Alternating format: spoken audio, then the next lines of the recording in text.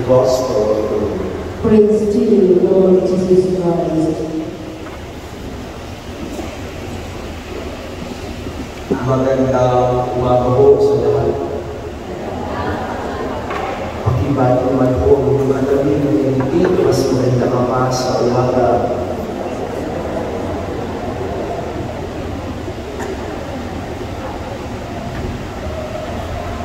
Bigla akong umulan, bigla akong lumamig.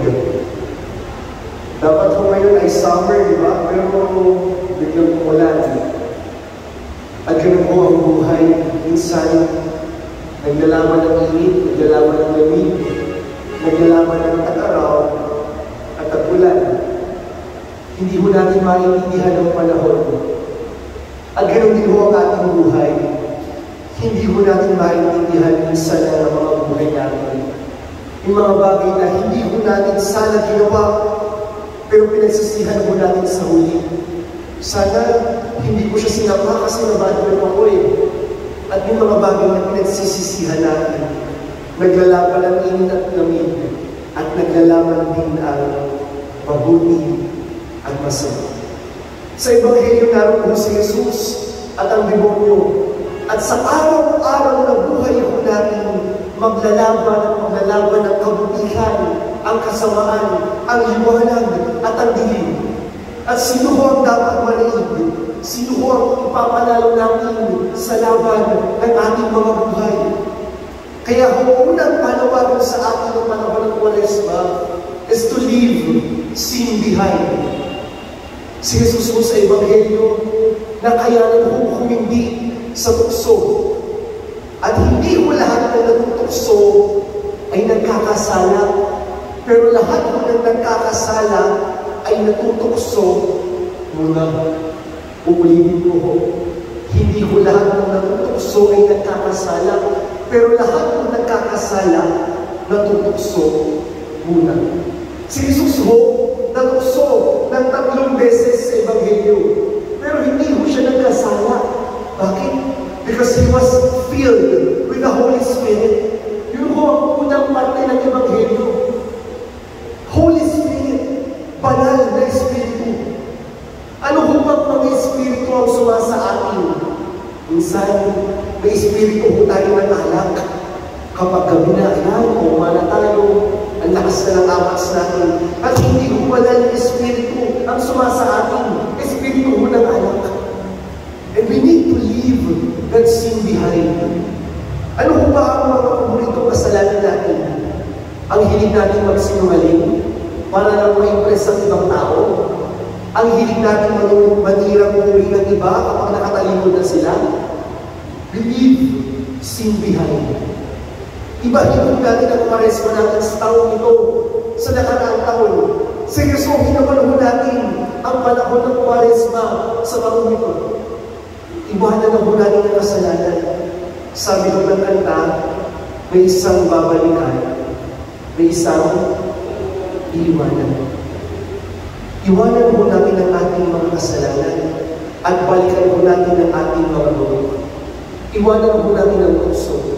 Ano ang sinabi ulit ng kanta? O tukso, layuan mo. Pero hindi ko totoo yun.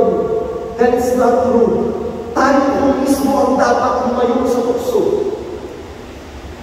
Leave sin behind. Pangalawang paalala sa atin ng panahon ng Kwaresma is to empty ourselves. Sa Ebanghelyo, si Jesus mismo ang nagpagutom ng 40 araw. He fasted for 40 days. Si Jesus na huyaon, ang Diyos na huyaon. How much more for us humans? Si Jesus, nanalangin ng 40 araw. Diyos na huyon. How much more for us humans? Nagtiis si Jesus, nagpagutom. At kailangan din ho natin mag-fast. Kailangan ho natin magpagutom. Bakit? Kasi ho, kung wala hong laman ang ating tiyan, magugutom tayo. Kung wala hong laman ang ating puso, magugutom tayo para kay Kristo. Pero kung puno-puno ho ang puso natin ng mga bagay na makamundo, paano kung magkakasya si Kristo sa ating mga puso? Paano kung kamay natin ay napakaraming mga bagay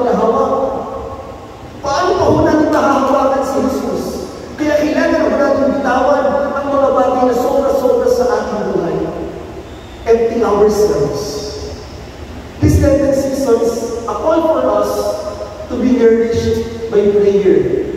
Si Jesus, 40 araw ng nalangin. Si Jesus, 40 araw na nagtiis sa buto. At kailangan din po natin manalangin. Ang isang warrior, ang isang mandirigma, ay mayroong Kevlar helmet, may vest, may sandata, mayroong espada, mayroong shield, para manalo ho sa kalaban. At tayo ho, para ho manalo sa ating kalaban, na ang kalaban natin ng demonyo at kasalanan, ang ating sandata ay ang salita ng Diyos. Ang panalangin. Sa bawat tukso na tanggap ni Jesus, anong sinabi ni Jesus? It is written, it is written, it is written. Nasusulat, nasusulat, nasusulat. At saan ho yung nasulat? Sa Biblia. At ang Biblia ho ay ang salita ng Diyos. Kaya ho ang salita ng Diyos at panalangin ang ating sandata laban sa demonyo, ang ating sandata laban sa kasalanan. We need to be nourished by prayer.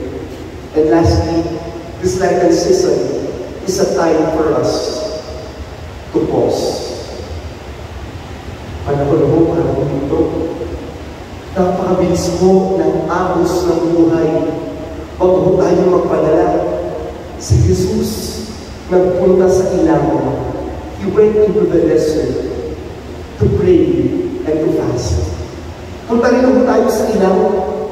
Tahimigin mo tayo sandali. Pero ayaw mo natin sa ilang. Bakit? Dahil sa ilang, nakakailang. Sa sobrang tahimik sa ilang, maririnig natin ang ingay ng ating mga puso. At ayaw natin marinig ang ingay ng ating mga puso. Ayaw natin marinig ang ating mga hukbo, hilakbot, ang ating mga pagkati. Ayaw natin marinig. Pero kailangan mo natin tumahimik kahit saglit para marinig mo ang kanyang ingay. Take time to pause. Ang bilis mo ng agos ng buhay. Huwag mo tayong magpadala sa agos. Time to pause. Mga minamahal ng kapatid, sa unang linggo ng Kwaresma, this first Sunday of Lent, alalahanin mo natin ang mga bagay na ito. And how do we spell the word Lent? L-E-N-T. L, leave sin behind. E, empty ourselves. N, nourishment by prayer. And T, take time to pause. Amen.